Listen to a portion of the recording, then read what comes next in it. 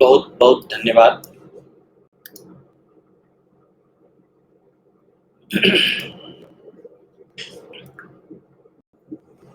हम लोग शिव पुराण की चर्चा कर रहे हैं और हमने काम के बारे में बातचीत किया। पिछले कई दिनों से बातचीत कर रहे हैं।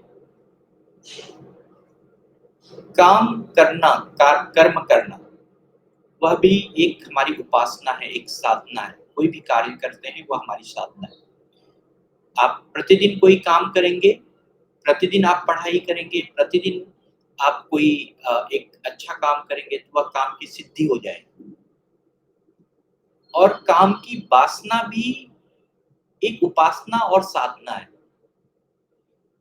तो काम की पूर्ति के लिए क्या करते हैं? काम की पूर्ति से दिमाग की गंदगी को निकालकर जिंदगी सुधर जाती है।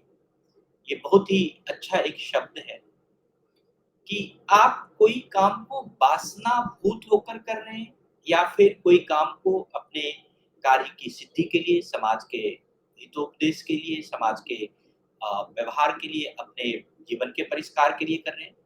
तो जब भी हम काम को वासनापूर्ण होकर कर रहे हैं, मतलब उसमें लीन हो गए और हम आस-पास में क्या हो रहा है, कैसे हो रहा है, हम उसके बारे में पता नहीं करेंगे। हम किसी एक चीज़ में लगे हुए हैं या हम धन कमा रहे हैं तो धन में ही लगे हुए हैं या फिर हम किसी की बुराई कर रहे हैं तो उसी बुराई में लगे हुए हैं। तो इस प्रकार की जो गंदगी है, इस प्रकार का जो एक वासना में जो एक सोच है, उसको निकालना बहुत ज़रूरी है। और काम जो है जीवन के 4 पुरुषार्थ हैं। 4 पुरुषार्थ धर्म, अर्थ, काम और मोक्ष में से एक है। पुरुषार्थ का अर्थ क्या होता है? पुरुष का तात्पर्य यहाँ पर विवेक संपन्न मनुष्य से है। अर्थात जो भी विवेकशील मनुष्य किसी लक्ष्य की पूर्ति के लिए कोई कार्य करता है तो उसी को पुरुषार्थ कहते हैं। तो पुरुषार्थ करने के लिए हमें 4 चीज़ करना होता है। धर्म करना होता है, अर्थ का काम ज़रूरी है, काम की ज़रूरी है, मोक्ष की ज़रूरी है। तो प्रत्येक प्राणी के भीतर जितने भी लोग हैं, हम आप सभी के भीतर एक रागात्मक प्रवृत्ति है। रागात्मक मतलब हम किसी राग में, किसी एक लय में, किसी एक चीज़ में लग जाते हैं, उसकी प्रवृत्ति है। और ये वैदिक दर्शन अगर वेद शास्त्र के हिसाब से देखें, तो उनके हिसाब से क्या होता है, काम सृष्टि के पूर्व में जो भी एक अभिव्यक्त तत्व था, वह विश्व रचना के लिए 2 विरोधी भाव एक साथ आ गए। मतलब हमारे जीवन में हमेशा 2 विरोधी भाव चलते हैं। एक विरोधी भाव क्या होता है कि करें, ना करें, अच्छा, बुरा, सत्य, असत्य। तो ये जो विरोधी भाव है, ये हमारे जीवन में चलता रहता है। और जब तक ये दोनों में विरोध है, तब तक कोई हम रचना नहीं कर सकते। सत्य और असत्य के बीच में विरोध होगा, तो आप कुछ भी अच्छा काम नहीं कर पाएँगे। एक आदमी सत्य बोल रहा है, एक असत्य बोल रहा है, जब तक दोनों साथ नहीं आएगा, तब तक कुछ हो ही नहीं सकता। तो जब भी हम कोई सृष्टि करना चाहते हैं, जब भी हम कोई ऐसी अभिव्यक्ति करना चाहते हैं कि हमें कोई चीज़ बनाना है, कोई चीज़ आरंभ करना है, किसी चीज़ की रचना करनी है, तो ये दोनों विरोधी भाव का एक साथ आना बहुत ज़रूरी है। तभी हम विश्व की रचना, तभी हम कोई चीज़ कर सकते हैं। इसी को भारतीय विश्वास में यूँ कहा गया कि आरंभ में जब प्रजापति थे इस पृथ्वी पर, इस ब्रह्मांड पर, तो वो अकेले प्रजापति ने क्या किया और वह अकेले ही इस ब्रह्मांड पर थे। हमने शिव पुराण में भी इसकी कथा कही है। तो फिर क्या हुआ कि वह जब अकेले थे तो उनको मन नहीं लग रहा था। तो उसने अपने शरीर के 2 भाग किए। वह आधे भाग से स्त्री हो गए और आधे भाग से पुरुष बन गए। और जब वह दोनों एक साथ हुए तब उनको आनंद अनुभव हुआ। स्त्री और पुरुष का जो युग्म है, वो संतति के लिए आवश्यक है। संतति मतलब हमारी सुख, समृद्धि, एक घर में शांति, हमारे वातावरण में शांति, किसी चीज़ का निर्माण, इसके लिए बहुत ज़रूरी है। तो उनका जो पारस्परिक आकर्षण ही है, इसी को काम भाव का वास्तविक स्वरूप कहा गया। वास्तविक स्वरूप यही है कि हम जब भी इस ब्रह्मांड पर आए हैं, जब भी हम इस पृथ्वी पर आए हैं, तो जब तक हमारे मन में दोनों ही तत्व नहीं होंगे, चाहे वो सत्य और असत्य का तत्व है, या सही और झूठ का तत्व है, या स्त्री और पुरुष का तत्व है, जब तक ये दोनों का सामंजस्य नहीं होगा, तब तक हमारे जीवन में संतति आ ही नहीं सकती, तब तक हमारे जीवन में समृद्धि आ ही नहीं सकती। तो हम पिछले कल जो है कि कामदेव के अस्त्र और शस्त्र के बारे में, धनुष की प्रकृति के बारे में बता रहे थे आपको। तो धनुष की प्रकृति के समान जो हम धनुष क्या है? एक सबसे मजबूत अस्त्र है, एक मजबूत हथियार है।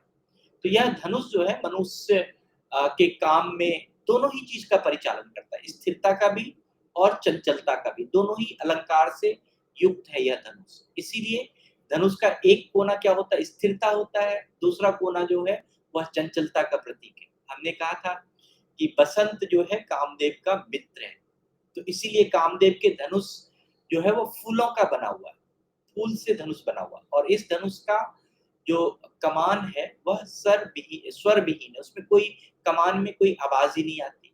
और यानी जब कामदेव जब अपनी कामना से तीर छोड़ते हैं तो उससे कोई आवाज नहीं होती। इसका मतलब यह अर्थ समझना चाहिए कि जब काम में शालीनता हो, काम में शालीनता बहुत जरूरी है, हर कार्य में शालीनता बहुत जरूरी है। तो जब तीर कामदेव का सब बहुत ही महत्वपूर्ण अस्त्र है, तो क्या होता है कि जब कोई भी तीर किसी को बेधता है, तो क्या होता है, वह उससे पहले आने का कोई आवाज़ नहीं करता कि मैं आ रहा हूँ। मैंने कल उदाहरण दिया था कि अगर आप बंदूक चलाएँगे तो बंदूक पहले आवाज़ देगा तब गोली किसी को लगेगी। लेकिन तीर क्या होता है, तीर से जब कोई कमान से जब कोई तीर निकलती है तो उससे कोई आवाज़ नहीं होती, और क्या होता है, शिकार को संभलने का मौका नहीं होता है। तो इसी प्रकार से जो कार्य की सिद्धि है, मन की जो सिद्धि है, वह हमें दोनों ही विरोधी भाव, स्थिरता और चंचलता के बीच सामंजस्य बनाकर करना है।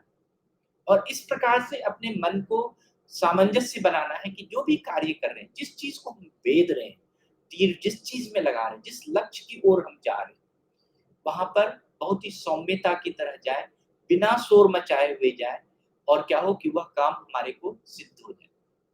यही तीर और कमान का बहुत बड़ा अर्थ हमें समझना चाहिए। और जब हम बात करते हैं तीर के 3 कोने हैं, कल भी हमने बात किया था, 3 लोकों का प्रतीक है उसको। एक कोना जो है वो ब्रह्म के अधीन है। ब्रह्म के अधीन मतलब ब्रह्मा जी निर्माण करते हैं, सृष्टि के निर्माण में सहायक होते हैं। और दूसरा कोना जो है वो विष्णु जी के अधीन है। तो उस जो ओंकार और उदर की बात है, जहाँ से हमें पेट भरता है, जहाँ से हमारा सब चीज़ चलता है, मनुष्य को कर्म करने की प्रेरणा मिलती है। और जो कामदेव का तीसरा कोना है वो महेश है, वह शिव के अधीन है। तो वहाँ पर मकार या मोक्ष का प्रतीक है, यहाँ पर मुक्ति का मार्ग, वहाँ आनंद का मार्ग है। तो यानी सिर्फ सृष्टि के निर्माण के लिए ही जरूरी नहीं है, बल्कि मनुष्य को कर्म का जो मार्ग बताना है, अंत में मोक्ष प्रदान के लिए, आनंद के लिए भी वो रास्ता दिखाता है।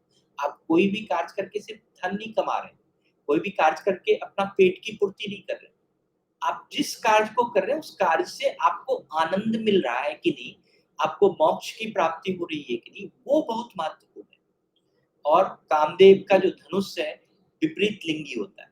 विपरीत लिंगी का मतलब होता है, इस विपरीत लिंगी से हम आकर्षण में बंध के पूरी तरह से सृष्टि को संचालित करते हैं। तो कामदेव का जो लक्ष्य है, खुद काम है, और जिसे पुरुष माना गया है। पुरुष का मतलब है कि जो पुरुषार्थ कर पाए, जो ऐसी सत्ता जो कि किसी लक्ष्य की तरफ पहुँच पाए।